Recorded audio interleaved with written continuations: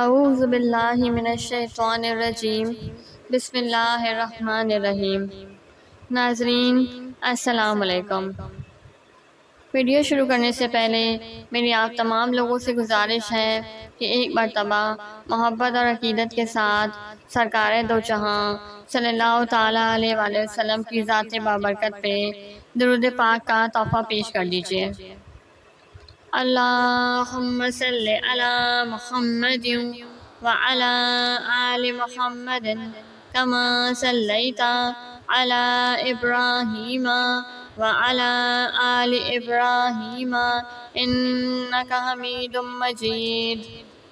اللہم بارک علی محمد وعلی آل محمد کما بارکت علی ابراہیم وعلی آل ابراہیم انک حمید مجید۔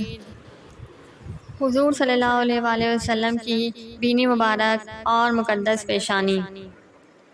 آپ صلی اللہ علیہ وآلہ وسلم کی متبرک ناک خوبصورت، دراز اور بلند تھی، جس پر ایک نور چمکتا تھا۔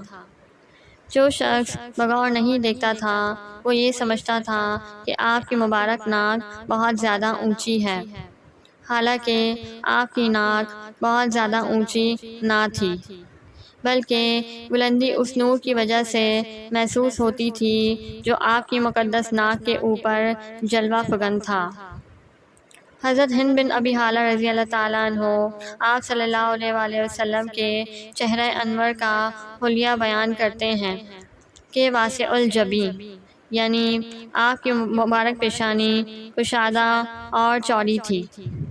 قدرتی طور سے آپ صلی اللہ علیہ وآلہ وسلم کی پیشانی پر ایک نورانی چمک تھی، چنانچہ دربار رسالت کے شاعر مداح رسول حضرت حسان بن ثابت رضی اللہ تعالیٰ عنہ نے اسی حسین و جمیل نورانی منظر کو دیکھ کر یہ کہا کہ جب اندھیری رات میں آپ صلی اللہ علیہ وآلہ وسلم کی مقدس پیشانی ظاہر ہوتی ہے تو اس طرح چمکتی ہے کہ جس طرح رات کی تاریکی میں روشن چراغ چمکتے ہیں۔ سبحان اللہ۔ وآخر دعوانا ان الحمد للہ رب العالمین۔